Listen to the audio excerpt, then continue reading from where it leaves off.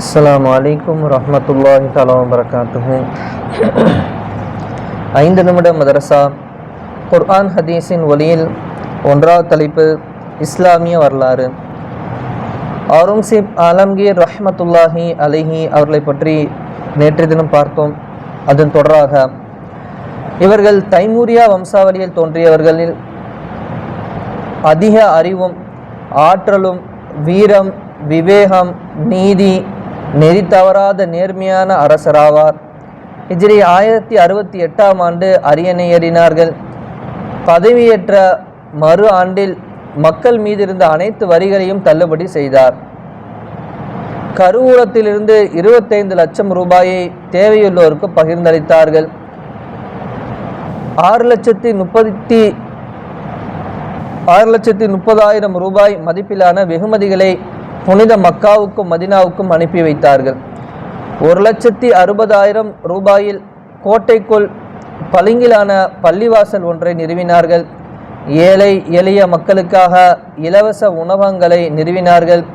இவரின் ஆட்சி கராச்சி துறைமுகத்திலிருந்து அஸ்ஸாமின் கிழக்கு எல்லை வரைக்கும் இமயமலையிலிருந்து இந்து மகா சமுத்திரம் வரை பரவி இருந்தது.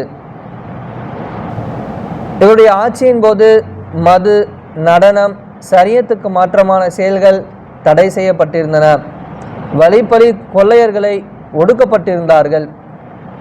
நேற்று நம்ம சொன்னோம் அவங்களுடைய ஆட்சியோட நிலப்பரப்பு எவ்வளோ விசாலமாக இருந்துச்சுன்றதை எழுதுறாங்க.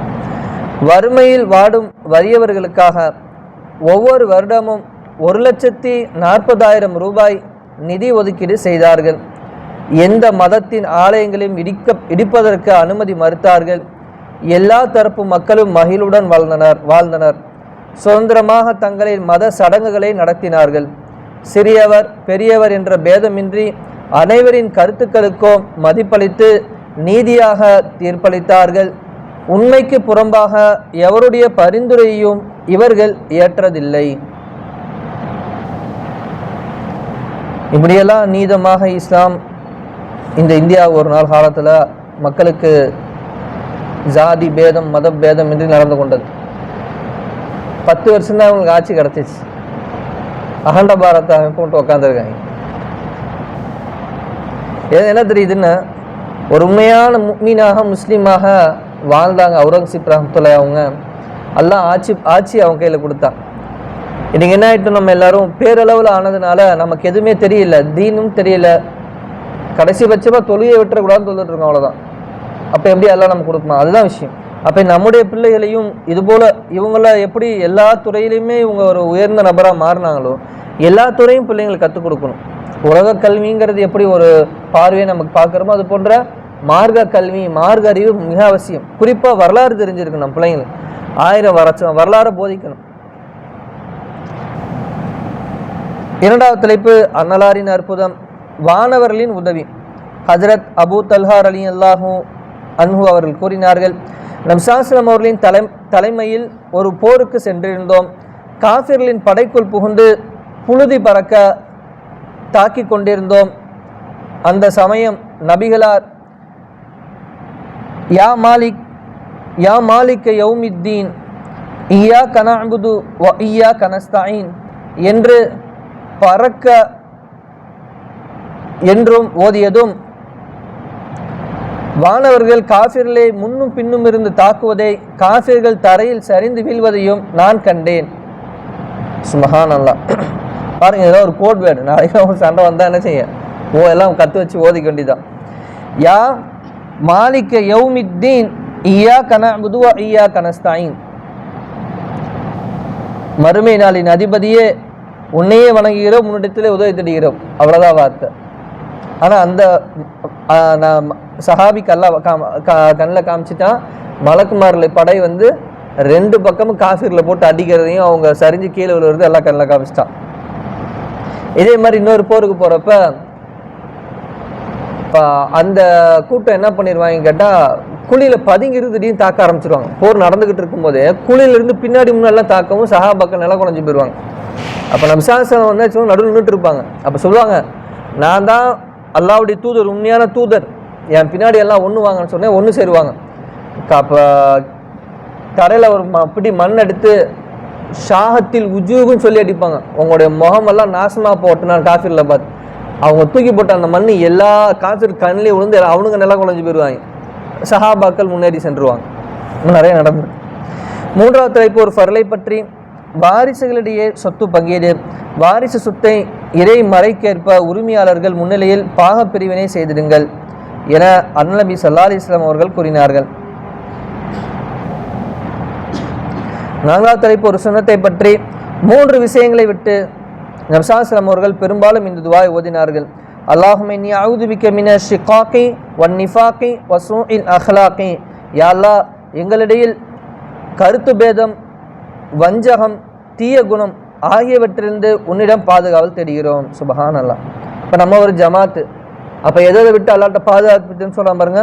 கருத்து பேதம், வஞ்சகம், தீய குணம் 3 விட்டும் நம்ம துவா அதிகமாக ஓதி பாதுகாப்பு செஞ்சுக்கணும். எல்லாம் ஷைத்தான் அதில் நம்ம ஊட்டி விட்டுக்கிட்டே இருப்பேன் அதனாச்சும். 5வது தலைப்பு ஒரு முக்கிய அமலின் சிறப்பு. கடை வீதியில் ஓதும் துஆ.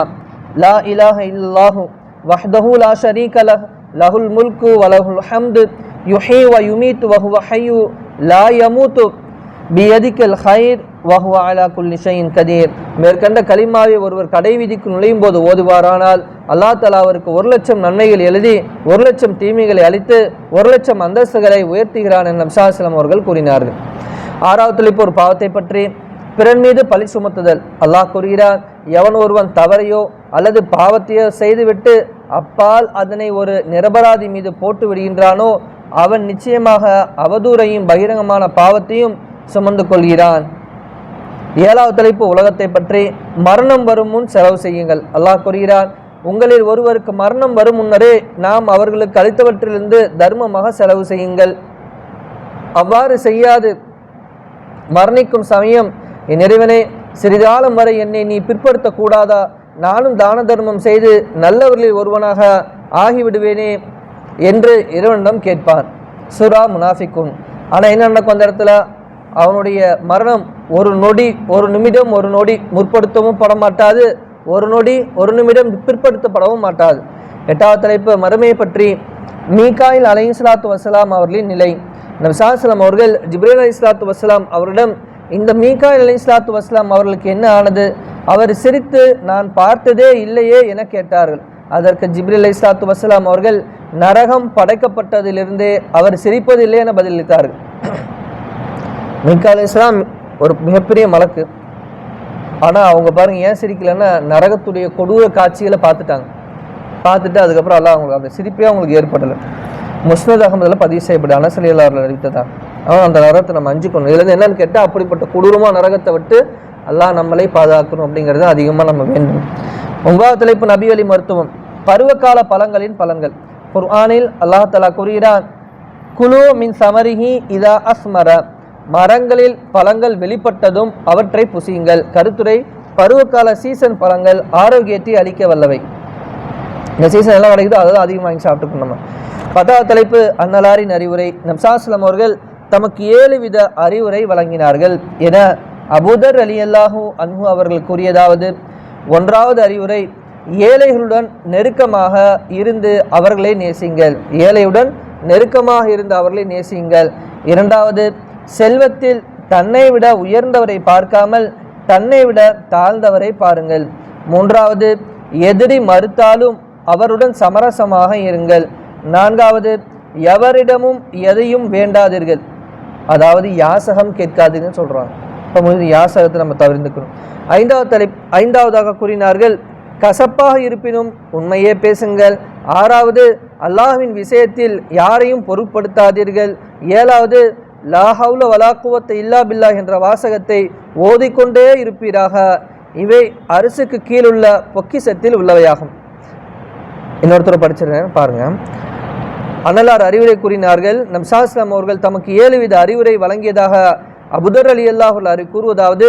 1வது, ஏழைகளுடன் நெருக்கமாக இருந்து அவர்களை நேசியுங்கள். 2வது, செல்வத்தில் தன்னை விட உயர்ந்தவரை பார்க்காமல் தன்னை விட தாழ்ந்தவரை பாருங்கள். 3வது, எதிரி மறுத்தாலும் அவருடன் சமரசமாக இருங்கள். 4வது, எவரிடமும் எதையும் வேண்டாதீர்கள். 5வது, கசப்பாக இருப்பினும் உண்மையே பேசுங்கள். 6வது, அல்லாஹ்வின் விஷயத்தில் யாரையும் பொருட்படுத்தாதீர்கள். 7வது, லா ஹவ்ல வலா குவத்த இல்லா பில்லாஹ் என்ற வாசகத்தை ஓதிக்கொண்டே இருப்பீராக, இவை அரிசுக்கு கீழுள்ள பொக்கிஷத்தில் உள்ளவையாகும் என பெருமானார் ஸல்லல்லாஹு அலைஹி வஸல்லம் அவர்கள் கூறியதாக அபூதர் ரலியல்லாஹு அன்ஹு கூறுகின்றார்கள். முஸ்னத் அஹ்மதிலே 20906வது ஹதீஸாக பதிவு செய்யப்படுகிறது. அல்லாஹ் இந்த நலவை கேட்டும் அதன்படி அமல் செய்யக்கூடிய பாக்கியத்தையும், கலிமாவுடைய வாழ்க்கையை வாழ்ந்து கலிமாவுடன் மரணிக்கூடிய பாக்கியத்தையும், நாளை மறுமையிலே ஜன்னத்துல் ஃபிர்தௌஸிலே பெருமானாருடன் ஸல்லல்லாஹு அலைஹி வஸல்லம் இருக்கக்கூடிய பாக்கியத்தையும், அங்கிருந்து அல்லாஹ் பார்க்கக்கூடிய பேசக்கூடிய பாக்கியத்தையும், இந்த 7 அறிவுரைகளை நம் வாழ்வில் ஏற்று நடக்கக்கூடிய பாக்கியத்தையும் அல்லாஹ் நம்மை தந்தல் புரிவானாக. சுப்ஹானல்லாஹி பிஹம்திஹி சுப்ஹானக்கல்லாஹும்ம பிஹம்திக அஷ்ஹது அல்லா இலாஹா இல்லா அன்த அஸ்தக்ஃபிருக வ அத்தூபு இலைக்.